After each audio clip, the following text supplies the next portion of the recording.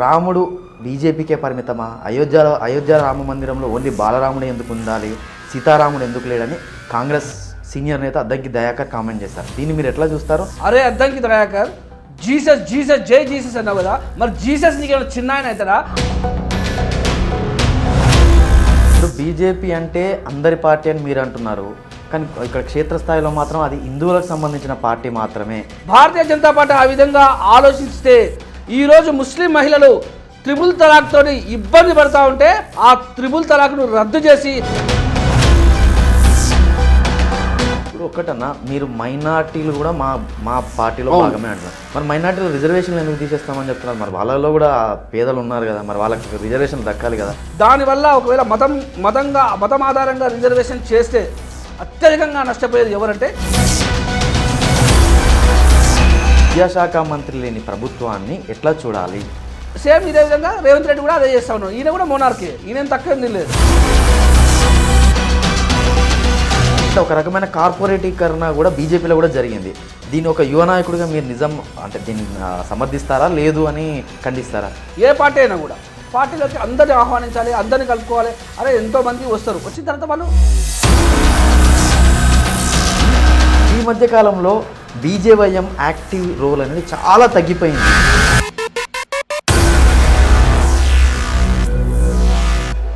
నమస్తే. లోక్సభ ఎన్నికలు సమీపించే కొద్దీ రోజుకో కాంట్రవర్సీ తెరపైకి వస్తుంది.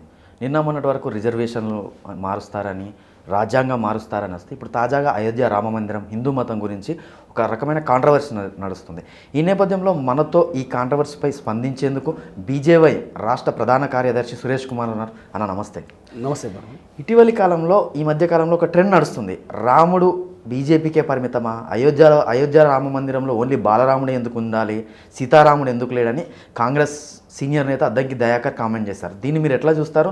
అసలు దీనికి మీరు ఏమైనా కౌంటర్ ఇవ్వాలనుకుంటున్నారా లేదా? యాక్చువల్లీ రాముడు అనే వ్యక్తి రాముడు అందరివాడు. బీజేపీకి ఓన్లీ హిందువులే కావాలని చెప్పేసి ఏం లేదు. బీజేపీ నినాదమే సబ్కా సాత్ సబ్కా వికాస్ సబ్కా విశ్వాస్ ఇది. కానీ ఇప్పుడు ఎట్లాగూ కాంగ్రెస్ను ఎవరు ప్రజలు కూడా ఆదరిస్తలేరని చెప్పేసి బీజేపీ మీద బురద జల్లాలని చెప్పేసి బీజేపీ మతతత్వ పార్టీ అని చెప్పేసి ఒక బురద జల్లే ప్రయత్నం చేస్తుంది కాంగ్రెస్ పార్టీ. కానీ యావత్ దేశం మొత్తం కూడా నరేంద్ర మోడీ గారికి అండగా ఉంటారు. అయోధ్య రామ మందిర నిర్మాణాన్ని టెంట్లో మొన్నటి వరకు కూడా దశాబ్దాల కాలంగా పెండింగ్లో ఉన్నటువంటి అయోధ్య రామ మందిరాన్ని టెంట్లో నుంచి ఈరోజు భవ్యమైన రామ మందిర నిర్మాణాన్ని నిర్మించింది నరేంద్ర మోడీ గారి ప్రభుత్వం. కాబట్టి దేశం మొత్తం కూడా నరేంద్ర మోడీ వైపు మొగ్గు చూపుతుంటే ఇది తట్టుకోలేని ఈ కాంగ్రెస్ నేతలు ఎవరైతే ఉన్నారో వారు చిల్లర వ్యవహారాలు చేస్తూ ఉన్నారు. అదేవిధంగా రాముని అక్షింతల గురించి మాట్లాడుతూ ఉన్నారు, రాముని పుట్టుక గురించి మాట్లాడుతూ ఉన్నారు. అద్దంకి దయాకర్ అనేటోడు రాముణ్ణి ఎంత హేళనగా మాట్లాడినంటే అంత విపరీతమైన హేళనగా మాట్లాడాడు. అదే రాముడు ఏమైనా చిన్నాన్న అవుతాడా, సీత ఏమైనా చిన్నమ్మ అవుతాడా అని చెప్పేసి మాట్లాడాడు. నేను అదే అద్దంకి దయాకర్ అడుగుతా ఉన్నా, అరే అద్దంకి దయాకర్, జీసస్ జీసస్ జై జీసస్ అన్నావు కదా, మరి జీసస్ నీకేమైనా చిన్న ఆయన అవుతాడా, జీసస్ ఏమైనా మీ అయ్యనా అని చెప్పేసి నేను అడిగితే నీకు ఏ విధంగా ఉంటుందో ఒక్కసారి అర్థం చేసుకోవాలి. ప్రజలందరూ గమనిస్తూ ఉన్నారు. రాముడు అక్షంతల గురించి మాట్లాడుతూ ఉన్నారు. ఈ దేశం మొత్తం దశాబ్దాల కాలంగా చిరకాల కోరికగా ఎదురు చూసినటువంటి రామమందిర నిర్మాణము ఎట్లాంటి గొడవలు లేకుండా నిర్మిస్తే, ఎక్కడ స్టోన్ ఫెయిల్డ్ జరగకుండా, ఎక్కడ రక్తపాతం లేకుండా అందరినీ ఒప్పించి ఈరోజు భవ్యమైన రామమందిర నిర్మాణాన్ని చేపడితే దాన్ని తట్టుకోలేక ఈ కాంగ్రెస్ కుహానావాదులు ఎవరైతే ఉన్నారో వారు బురద జల్లే ప్రయత్నం చేస్తారు. రాముడు అక్షంతల గురించి మాట్లాడుతూ ఉన్నారు. అలా రేషన్ బియ్యం తీసుకొచ్చారు, కలిపిరు, పసుపు కలిపిరు, కుంకుమ కలిపిరు, మొత్తం పంచుతారని చెప్పేసి అంటూ ఉన్నారు. దీన్ని బట్టి ఇప్పటికీ అది జరిగిన తర్వాత వాళ్ళకి ఈ యొక్క తెలంగాణలో కావచ్చు, ఈ దేశంలో కావచ్చు, ఎక్కడ పోయినా కూడా జనాలు వాళ్ళని అడ్డుకుంటా ఉన్నారు, క్వశ్చన్ చేస్తూ ఉన్నారు. అదే మా రాముని గురించి మాట్లాడుతూ ఉన్నావు, మా సీతాదేవిని అవమానిస్తూ ఉన్నావు, కాబట్టి మీరు మమ్మల్ని ఓటు అడిగే హక్కు లేదు, మా హిందువుల దగ్గరికి వచ్చే అర్హత లేదని చెప్పేసి ప్రజలు ఎక్కడెక్కడ అడ్డుకుంటా ఉన్నారు. ఇప్పుడు బీజేపీ అంటే అందరి పార్టీ అని మీరు అంటున్నారు, కానీ ఇక్కడ క్షేత్రస్థాయిలో మాత్రం అది హిందువులకు సంబంధించిన పార్టీ మాత్రమే, ఇతరులకు దాంట్లో ప్రవేశం లేదు అన్నది కామెంట్. భారతీయ జనతా పార్టీ అనేది హిందువుల పార్టీ అయితే మా నినాదమే సబ్కా సాత్ సబ్కా వికాస్ సబ్కా విశ్వాస్. అంటే మేము అందరినీ కలుపుకొని పోతాం. అరే నరేంద్ర మోడీ ఇచ్చే పథకాలు ఓన్లీ ఈయన హిందువు కాబట్టే ఇస్తున్నామా? రేషన్ బియ్యం ఇస్తూ ఉన్నారు, ఓన్లీ హిందువులకే ఇస్తున్నారా? అందులో ముస్లిమ్స్ ఉన్నారు, క్రిస్టియన్స్ ఉన్నారు, హిందువులు ఉన్నారు, సిక్కులు ఉన్నారు, జైనులు ఉన్నారు, బౌద్ధులు ఉన్నారు. ఈ విధంగా చెప్పుకుంటూ పోతే ఈ దేశంలో ఉన్నటువంటి అన్ని మతాలకి సమానత్వం ఇచ్చేది భారతీయ జనతా పార్టీ మాత్రమే. ఓటు బ్యాంక్ రాజకీయాలు చేసేది కాంగ్రెస్ పార్టీ. ముస్లిం సంతుష్టీకరణ కోసం పనిచేసే పార్టీ కాంగ్రెస్ పార్టీ. కానీ భారతీయ జనతా పార్టీ ఆ విధంగా చేయలేదు. భారతీయ జనతా పార్టీ ఆ విధంగా ఆలోచిస్తే ఈరోజు ముస్లిం మహిళలు త్రిబుల్ తలాక్తో ఇబ్బంది పడతా ఉంటే ఆ త్రిబుల్ తలాక్ను రద్దు చేసి భారతదేశంలో ఉన్నటువంటి ముస్లిం మహిళలను హక్కున చేసుకున్నటువంటి పార్టీ భారతీయ జనతా పార్టీ. ఇప్పుడు ఒకటన్నా, ఇప్పుడు మీ బీజేవైఎం తరఫున ఎక్కడ ఏది జరిగినా కూడా మీరు స్పందిస్తారు. కర్ణాటకలో జరిగినటువంటి జేడీఎస్ ఎంపీ ప్రజ్వల్ రేవన్న విషయంలో అదే బీజేవైఎం ఎందుకు స్పందించలేదు? అంటే మీతో పాటు వాళ్ళు అలియన్స్ ఉందని చెప్పేసి స్పందించలేదా? చట్టం ఉంది దానికి సంబంధించింది.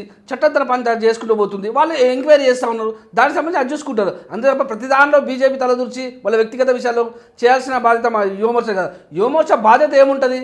ఈ యొక్క దేశంలో యువత పడుతున్నటువంటి కష్టాలు, వాళ్ళకి ఉద్యోగ అవకాశాల కల్పన, ఈ దేశంలో పరిపాలిస్తున్నటువంటి నరేంద్ర మోడీ ప్రభుత్వంలో యువతకి ఏ విధంగా అవకాశం కల్పిస్తూ ఉన్నాడు, స్టార్టప్ల ద్వారా కావచ్చు, ముద్రా యోజనల ద్వారా కావచ్చు, ఏ విధంగా మోడీ యువత గ్యారంటీగా నిలబడ్డాడో అది చేయాల్సిన బాధ్యత మాది. యువతను మొత్తం నరేంద్ర మోడీ గారికి మద్దతుగా పంపించి ఈ దేశం యొక్క పునర్నిర్మాణంలో భాగంగా కావాల్సిన బాధ్యత యువతది. ఆ పని యువమోర్చ చేస్తుంది. ఇప్పుడు మీరు యువతకు సంబంధించి మాట్లాడారు కాబట్టి అన్న, ఒకటి రేవంత్ రెడ్డి కావచ్చు, కాంగ్రెస్ నాయకులు కావచ్చు, సెంట్రల్ లెవెల్లో ఎన్ని జాబ్స్ ఫిల్ చేశారు గవర్నమెంట్ జాబ్స్? మీరు ఇప్పుడు మీరు ప్రశ్నిస్తూ ఉన్నారు, జాబ్ క్యాలెండర్ ఏమైంది, జాబ్స్ ఇస్తా ఉన్నారు కదా. మరి మోడీ గురించి మాట్లాడితే మీరు ఎందుకు దాని మీద స్పందించట్లేదు? మోడీ అయితే ఇప్పటివరకు పెద్ద జాబ్లు అయితే ఫిల్ చేసిన ఘటనలు అయితే లేవు కదా. జాబ్ అంటే మీరు అందరు జనాలు అందరూ ఆలోచిస్తారు, సగటు మనిషి ఎవరైనా జాబ్ అనేది గవర్నమెంట్ జాబ్ కిందకి వెళ్తుపోతారు. కానీ నరేంద్ర మోడీ గారు వచ్చిన తర్వాత యువత మొత్తం ఆత్మనిర్భర భారత్లో భాగంగా స్వయం ఉపాధి కల్పించుకునే విధంగా చేయడం కోసము స్టార్టప్ ఇండియా తయారు చేసిండు, మేక్ ఇన్ ఇండియా ప్రవేశపెట్టిండు. ఈ విధంగా ఎవ్వరికి వారు స్వతహాగా ఒక బిజినెస్ వ్యాపారవేత్తలుగా ఎదగాలని చెప్పేసి అనేక రకాల అవకాశాలు ఇస్తూ ఉన్నాడు, లోన్లు ఇస్తూ ఉన్నాడు. దానికి మోడీయే గ్యారంటీగా తీసుకుంటా ఉన్నాడు. దాని ఏ బ్యాంకు కూడా విద్యార్థులు ఎవరైతే ఉన్నారో విదేశాలకు వెళ్ళి చదువుకోవడం కోసం కూడా మోదీ గ్యారంటీగా నిలబడి వాళ్ళకి లోన్లు ఇప్పిస్తూ ఉన్నాడు. ఇది కాదా యువతకు కావాల్సిన ఉపాధి? మొన్న లక్షద్వీప్లో ఏదైతే ఉందో ఒక్క కుర్చీ మడత పెట్టాడు కూర్చుంటే అక్కడ మొత్తం పర్యాటక రంగం మొత్తం కూడా అభివృద్ధి చెందింది. పర్యాటక రంగం అభివృద్ధి చెందితే అక్కడ ఉన్నటువంటి యువతకి ఉపాధి కల్పించినట్టు కదా. అది ఉద్యోగం కాదా? తను బతకడం కోసం ఏదో ఉద్యోగం కావాలి. ఇట్లాంటి ఉద్యోగాలు ఈ పర్యాటక రంగంలో కావచ్చు, ఇండస్ట్రీలో కావచ్చు, ఈ విధంగా చెప్పుకుంటూ పోతే చాలా రకాల వాటిలో యువతకి వెన్నుదండుగా ఉద్యోగ అవకాశాలు కల్పించి Narendra Modi skill India skill development ద్వారా అనేక మంది యువతకి ఉపాధి కోసము వాళ్ళకి స్కిల్ డెవలప్మెంట్ ద్వారా వాళ్ళకి శిక్షణ ఇచ్చేసి దానికి సంబంధించిన పనిముట్లు ఏర్పాటు చేసేసి వాటికి కూడా అవకాశం కల్పిస్తూ ఉన్నాడు నరేంద్ర మోడీ గారు. ఇప్పుడు ఈ లోక్సభ ఎన్నికల్లో బీజేవైఎం పాత్ర ఎలా ఉంది? నరేంద్ర మోడీని మూడోసారి అధికారంలోకి తెచ్చేందుకు బీజేవైఎం తరఫున మీరేం చేస్తున్నారు? భారతీయ జనతా యువమోర్చ తరఫున మేము మన బూత్తో సహా బూత్ కమిటీతో సహా ఉన్నాయి. ప్రతి బూత్కి ఒక 10 మంది యువకులు అనుకోని చెప్పేసి మొత్తం ఇంటింటికి తిరుగుకుంటూ నరేంద్ర మోడీ గారు ప్రవేశపెట్టిన పథకాలు, యువత కోసం నరేంద్ర మోడీ గారు చేసిన పథకాలు, ఈ దేశ రక్షణ కోసం నరేంద్ర మోడీ గారు చేసిన పథకాలు, ఈ దేశం కోసం సర్వోన్నత ఉన్నతంగా ఉంచడం కోసం నరేంద్ర మోడీ గారు మనకి ఏ విధంగా నిలబడతా ఉన్నాడు, ఈ దేశ రక్షణ విషయంలో ఏ విధంగా పాటుపడతా ఉన్నాడు. నరేంద్ర మోడీ గారి పరిపాలన స్టార్ట్ అయిన తర్వాత ఒక్క బాంబ్ బ్లాస్ట్ జరగకుండా ఈ దేశం సుభిక్షంగా ఉండాలంటే నరేంద్ర మోడీ మాత్రమే ఉండాలని చెప్పేసి ఆ విషయాన్ని చెప్పడం. అదేవిధంగా ఈ ప్రపంచ దేశాలు మొత్తం గడగడలాడుతుంటే, ఉక్రెయిన్ యుద్ధం జరుగుతుంటే, భారతీయ విద్యార్థులు అక్కడ ఉంటే వాళ్ళని కాపాడడం కోసము నరేంద్ర మోడీ గారు యుద్ధాన్ని సైతం ఆపి అక్కడ ఉన్నటువంటి మన విద్యార్థులు సురక్షితంగా తిరిగి మన దేశాన్ని తెచ్చుకున్నటువంటి ఘనత నరేంద్ర మోడీ గారు. కాబట్టి అటువంటి వ్యక్తికి మనం మద్దతు ఇవ్వాలి, అటువంటి వ్యక్తి కోసం మనం పనిచేయాలి కదా. త్రిబుల్ తలాక్ విషయంలో ఎన్నో ఆలోచించారు. దాని ద్వారా ముస్లిం మహిళలకు ఉపశమనం లభించింది కదా. 370 ఆర్టికల్ను మొత్తం ప్రపంచ దేశాలు మొత్తం ఆగమైపోతాయి, ఈ దేశం మొత్తం అగ్నిగుండం అయిపోతుంది, రక్తం మొత్తం ఏరులైపోతాయని చెప్పేసిన వ్యక్తులు కదా, ఏ ఒక్క చిన్న స్టోన్ పెల్టింగ్ జరగకుండా 370 ఆర్టికల్ను రద్దు చేసిన ఘనత నరేంద్ర మోడీ గారు. అందుకోసం మనం నరేంద్ర మోడీ గారికి మద్దతు ఇవ్వాలి. గతంలో బీజేవైఎం అంటే చాలా యాక్టివ్గా ఉండేది. ఇప్పుడు భానుప్రకాష్ అన్న ఉన్నప్పుడు టీఎస్పీఎస్సీ పేపర్ లీకేజ్ కావచ్చు, ఆ విషయంలో మీరు సిద్దిపేట జిల్లా ప్రెసిడెంట్గా మీరు కూడా యాక్టివ్ రోల్. ఈ మధ్య కాలంలో బీజేవైఎం యాక్టివ్ రోల్ అనేది చాలా తగ్గిపోయింది. ఎందుకు అంటే అసలు స్క్రీన్ మీద కనిపించట్లేదు మీరు ఎప్పుడు. స్క్రీన్ మీద కనిపించట్లేదు. దీనిలో రెండు విషయాలు ఉంటాయి. భానుప్రకాష్ అన్న ఉన్నప్పుడు కూడా నేను ఆ కమిటీలో ఉన్నా. నేను జిల్లా అధ్యక్షుడు, జిల్లా ప్రెసిడెంట్ ఉన్నారు. చాలా ప్రోగ్రామ్స్ ఉండే. అప్పుడు ఎలక్షన్స్ కంటే ముందు ఒక మంచి సమయం ఉండే. ఎలక్షన్స్ కంటే ముందు మంచి సమయం ఉంది కాబట్టి ప్రతి విషయంలో ఈ ఇక్కడ టీఆర్ఎస్ ప్రభుత్వం, బీఆర్ఎస్ ప్రభుత్వం ఉంది. ఈ ప్రభుత్వం చేస్తున్న అరాచకాలు కావచ్చు, అవినీతి పాలన కావచ్చు, లేకుంటే ఉద్యోగాల విషయంలో నిరుద్యోగుల్ని మోసం చేయడం కావచ్చు, ఈ విధంగా చెప్పుకుంటూ పోతే వేల ఇష్యూస్ ఉన్నాయి. ఆ వేరే ఇష్యూస్ పైన యువమోర్చకు పనిచేయడానికి ఆ అవకాశం ఉండే, ఆ సమయం లభించింది. కానీ మొన్న రీసెంట్గా 2 నెలలు కూడా కాలేదు, 2 నెలల ముందు కమిటీ చేంజ్ అయింది. మా మహేందర్ గారు బీజేపీ రాష్ట్ర అధ్యక్షుడు అయిన తర్వాత ఏంటంటే ఎలక్షన్ మూడ్ వచ్చేసింది, ఎలక్షన్ కోడ్ కూడా వచ్చేసింది. ఇప్పుడు ఏంటంటే ఎలక్షన్ ప్రచారంలో భాగంగా ఈ కార్యక్రమాలు చేయడం జరిగింది తప్ప అజిటేషన్ చేయడానికి సమయం లేదు కదా. అంటే ఒక్కటి గతంలో మాత్రం చాలా యాక్టివ్ రోల్ ప్లే చేసేవాళ్ళు, అది ఏది జరిగినా. బట్ ఇటీవలి కాలంలో కూడా జియో 46 రద్దు చేయలేదు, తర్వాత ఈ గ్రూప్ 1 పోస్టులు పెంచుతున్నారు, పెంచలేదు, గ్రూప్ 2 పెంచలేదు, గ్రూప్ 3 పెంచలేదు. అయినా కూడా బీజేవైఎం అనేది అసలు ఎక్కడ స్క్రీన్ మీద వాయిస్ వినిపించట్లేదు. అంటే బీజేపీ తరఫున యువతను ఒక చైతన్యం చేయాల్సిన బాధ్యత మీ మీదే కదా. ఎందుకు నిజంగా అంటే మేము గ్రౌండ్లోకి వెళ్ళినాం. ఆల్రెడీ గ్రౌండ్లోకి వెళ్ళి ప్రతి ఇంటింటికి ప్రచారం చేసుకుంటూ భారతీయ జనతా పార్టీ ఏం చేసింది, ఇప్పుడున్న రేవంత్ రెడ్డి గారు వచ్చిన తర్వాత 100 రోజుల్లో హామీ 100 రోజుల్లో పూర్తి చేస్తా అని చెప్పేసి 6 గ్యారంటీలు ఏదైతే ఉన్నాయో 6 గ్యారంటీలు పూర్తిగా అమలు చేస్తా అని చెప్పిన రేవంత్ రెడ్డి గారు ఎందుకు చేయట్లేదు, ఏ విధంగా మోసం చేస్తూ ఉన్నాడు, తను చేయి గుర్తు మర్చిపోయాడు, గాడిద గుర్తు పట్టుకొని తిరుగుతూ ఉన్నాడు. ఇప్పుడు ఊళ్ళో ఎక్కడ అడిగినా కూడా కాంగ్రెస్ పార్టీ లేదు. కాంగ్రెస్ పార్టీ గుర్తు ఏంటంటే చెయ్యి వేయింది, గాడిద గుడ్డు వచ్చింది. అరే ఇంత బఫూన్ అంటే రేవంత్ రెడ్డి, నీ గుర్తును ప్రచారం చేసుకోక నువ్వు గాడిద గుడ్డు పట్టుకొని అరే గాడిద గుడ్డు పెడతా తెలియకుండా బతుకుతున్నావు. నువ్వు ఏం చూపిస్తున్నావు? నువ్వు ఒక సీఎం అయి ఉండి నీ లాంగ్వేజ్ ఏంది, నువ్వు చేసిన పద్ధతి ఏంది, నువ్వు చేసిన ప్రచారం ఏంది, అవతల తిట్టుతున్న తిట్లేంది యువత మొత్తం గమనిస్తూ ఉన్నారు. ఇట్లాంటి నాయకుల మనకు కావాల్సింది. ఇప్పుడు ఒక్కటన్నా, మీరు మైనార్టీలు కూడా మా పార్టీలో భాగమే అంటున్నారు. మరి మైనార్టీలు రిజర్వేషన్లు ఎందుకు తీసేస్తామని చెప్తున్నారు? మరి వాళ్ళలో కూడా పేదలు ఉన్నారు కదా, మరి వాళ్ళకి రిజర్వేషన్లు దక్కాలి కదా. భారతీయ జనతా పార్టీ ఒక మతం ఆధారంగా రిజర్వేషన్ కల్పించదు, దానికి వ్యతిరేకం, ఎప్పుడైనా వ్యతిరేకం, ఇప్పుడే కాదు ఇంకెప్పుడైనా కూడా క్లియర్. భారతీయ జనతా పార్టీ మతం ఆధారంగా reservation కల్పించదు. Bharatiya Janata party economic బేస్గా లేకపోతే కులాల వారీగా, ఆల్రెడీ కులాల వారీగా మనకు రిజర్వేషన్స్ ఉన్నాయి. ఆ కులాల వారీగా ఉన్నదాన్ని మతాల వారీగా ఎందుకు పే చేస్తున్నావు? నువ్వు ఎకనామికల్లీ వీకర్ సెక్షన్ అయితే ఎకనామికల్కి సంబంధించిన రిజర్వేషన్ కల్పించిన పార్టీ భారతీయ జనతా పార్టీ. నువ్వు అక్కడి నుంచే వాడుకోవాలి తప్ప దానివల్ల ఒకవేళ మతం ఆధారంగా రిజర్వేషన్ చేస్తే అత్యధికంగా నష్టపోయేది ఎవరంటే ఎస్సీ, ఎస్టీ, బీసీలే. ఇప్పుడు స్టేట్ పాలిటిక్స్కి వద్దామన్నా, విద్యాశాఖ మంత్రి లేని ప్రభుత్వాన్ని ఎట్లా చూడాలి?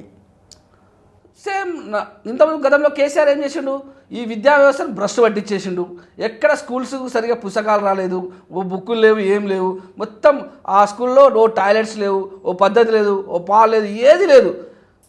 సేమ్ ఇదే విధంగా రేవంత్ రెడ్డి కూడా అదే చేస్తూ ఉన్నాడు. ఈయన కూడా మోనార్కే, ఈయన తక్కువ ఏం లేదు. కేసీఆర్ ఏం చేసిండో ఈయన కూడా అదే చేస్తూ ఉన్నాడు. Collection king. ఒకప్పుడు యూనివర్సిటీలో మీరు 2009 నుంచి మనం ఉన్నాం, యూనివర్సిటీల గురించి తెలుసు. అప్పటి నుంచి ఇప్పటివరకు కేసీఆర్ పట్టించుకోలేదు యూనివర్సిటీలను, రేవంత్ రెడ్డి కూడా పట్టించుకోలేదు. మరి దాని మీద మీరు బీజేవైఎం ఎందుకు క్వశ్చన్ చేయలేకపోతుంది? ఎందుకు చేయలేదు? మేము చాలాసార్లు క్వశ్చన్ చేసాము, ప్రోగ్రామ్ చేసాము, అజిటేషన్ కూడా చేయడం జరిగింది.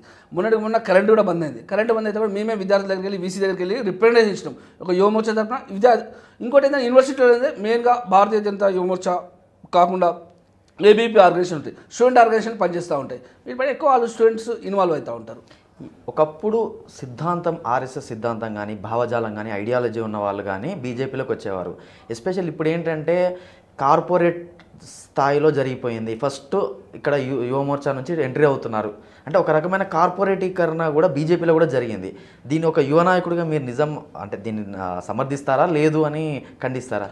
అంటే నా పర్సనల్ ఒపీనియన్ అంటే భారతీయ జనతా పార్టీ ఈ రాష్ట్రంలో అధికారంలో రావాలంటే మనకు అందరూ కావాలి. ఎందుకంటే ఓన్లీ నేనే ఒక్కడనే ఉండాలి, నేను 20 సంవత్సరాల నుంచి పనిచేస్తున్నాను, నేనే ఉండాలనుకుంటే భారతీయ జనతా పార్టీ అధికారంలోకి రాదు. ఏ పార్టీ అయినా కూడా పార్టీలోకి అందరిని ఆహ్వానించాలి, అందరినీ కలుపుకోవాలి. అరే ఎంతోమంది వస్తారు, వచ్చిన తర్వాత వాళ్ళు మారుతారు. వాళ్ళకి ఏ భావజాలం ఉన్నప్పుడు కూడా భారతీయ జనతా పార్టీకి వచ్చిన తర్వాత వాళ్ళు మారుతారు. వాళ్ళ ఐడియాలజీ అర్థం చేసుకుంటారు. ఒక్కసారి ఐడియాలజీ కనుక నచ్చిందనుకో, ఒకసారి ఐడియాలజీ ఓన్ చేసుకున్న తర్వాత ఎవరు కూడా ఎక్కడికి వెళ్ళరు. అందుకోసం నాలాంటి కార్యకర్తలు ఆర్ఎస్ఎస్ నుంచి, ఏబీపీ నుంచి, చిన్నప్పటి నుంచి కూడా పని చేసుకుంటే వచ్చాం కాబట్టి ఈరోజు కడుగు కట్టే కార్యకర్తలాగా భారతీయ జనతా పార్టీ కోసం పనిచేయగలుగుతాం. మాకు నేషన్ ఇంట్రెస్ట్ ఫస్ట్ ఉండాలి. మనం ఎవరైనా కానీ, వాళ్ళు ఏ పార్టీలో కానీ ఫస్ట్ భారతదేశమే గొప్పది, నా దేశమే గొప్పది, తర్వాతే నేను అనేది ఉంటే అప్పుడు మనం వెల్కమ్ చేస్తాం. రాబోయే లోక్సభ ఎన్నికల్లో ఎన్డీఏ గవర్నమెంట్, ఎన్డీఏ అలియన్స్ 400 సీట్లు సాధిస్తుందనే నమ్మకం మీకుందా? తప్పకుండా ఉంది. 400 సీట్లు బరాబర్ వస్తాయి. 400 సీట్లు సాధిస్తే రాజ్యాంగం మారుస్తారా, పీఠిక మారుస్తారా? రాజ్యాంగం అసలు నరేంద్ర మోడీ ఈ తప్పుడు ప్రచారం, ఈ రేవంత్ రెడ్డి లాంటి మనుషులు ఈ యొక్క తప్పుడు ప్రచారం విపరీతంగా చేస్తారు. మీరు మంచి క్వశ్చన్ అడిగారు. 400 సీట్లు ఇస్తే రాజ్యాంగాన్ని మార్చడం కోసమే 400 సీట్లు అడుగుతా ఉన్నారు. అరే 272 కదా కావాల్సిందని చెప్పేసి మాట్లాడుతూ ఉన్నారు. నేను చెప్తున్నాను, దానికి సమాధానం చెప్తున్నా.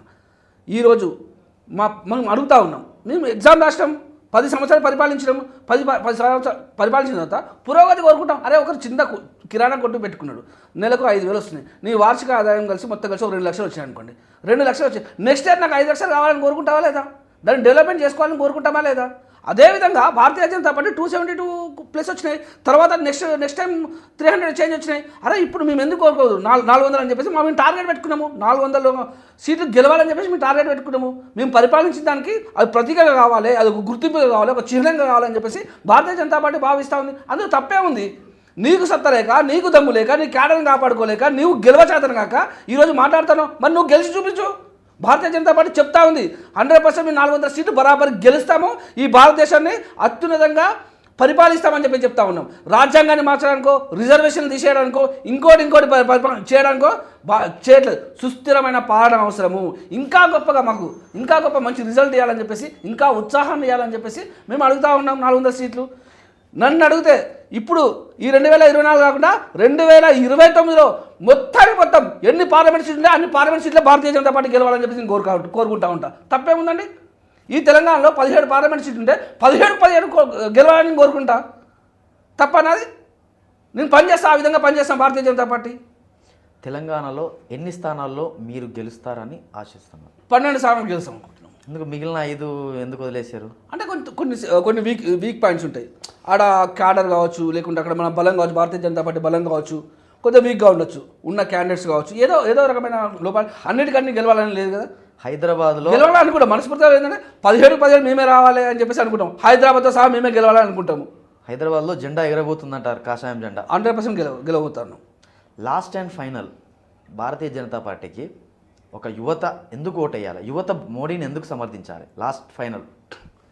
ప్రపంచ దేశాలు మొత్తం చూసుకుంటే కూడా గతంలో కాంగ్రెస్ పరిపాలనలో ఈ యొక్క దేశ ప్రధాని వేరే దేశానికి పోతే మనకిచ్చే గౌరవం ఏ విధంగా ఉండే, నరేంద్ర మోడీ గారు ప్రధానమంత్రి అయిన తర్వాత ఈ దేశం నుంచి వేరే దేశానికి పోతే రెడ్ కార్పెట్ వేసి ఏ విధంగా మనకు స్వాగతం పలుకుతూ ఉన్నారు. ఒక ప్రధానమంత్రి గతంలో కాంగ్రెస్ పరిపాలనలో అమెరికన్ అధ్యక్షుని వెనుకాల చేతులు కట్టుకొని ఇట్లా ముడుచుకొని పోతూ ఉంటాయి. ఈరోజు నా నరేంద్ర మోడీ గారు భారత ప్రధాని, గొప్పగా గర్వించదగ్గ భారత ప్రధాని అమెరికా అధ్యక్షుని మీద చెయ్యలు వేసి చేయబట్టుకొని తీసుకుపోయే పరిస్థితి వచ్చింది. అంటే అదే కదా మనకు కావాల్సింది. దేశ రక్షణే కదా మనకు కావాల్సింది. దేశం యొక్క బాగే కదా మనకు కావాల్సింది. దేశం యొక్క ఉన్నతే కదా మనకు కావాల్సింది. ఇదే కదా ప్రపంచ దేశాల ముందు నా దేశం విశ్వగురుగా కావాలనేది కదా. అది నరేంద్ర మోడీ గారితో మాత్రమే సాధ్యమవుతుందని చెప్పేసి యువత మొత్తం నమ్ముతూ ఉంది. అందుకోసమే నరేంద్ర మోడీ గారు వింటూ ఉండాలి. ఈ దేశంలో ఒక్క బాంబ్ బ్లాస్ట్ జరగకుండా ఈ 10 సంవత్సరాలు కాపాడిన వ్యక్తి నరేంద్ర మోడీ గారు. కాబట్టి అందుకోసం నా యువత నరేంద్ర మోడీ గారి ప్రభుత్వం సుస్థిరమైన పాలన ఉండాలని కోరుకుంటా ఉంది. రాబోయే రోజుల్లో బీజేవైఎం యువత గొంతుకగా పనిచేయాలని మనస్ఫూర్తిగా ఆశిస్తూ ధన్యవాదాలన్న. ధన్యవాదాలు. Thank you.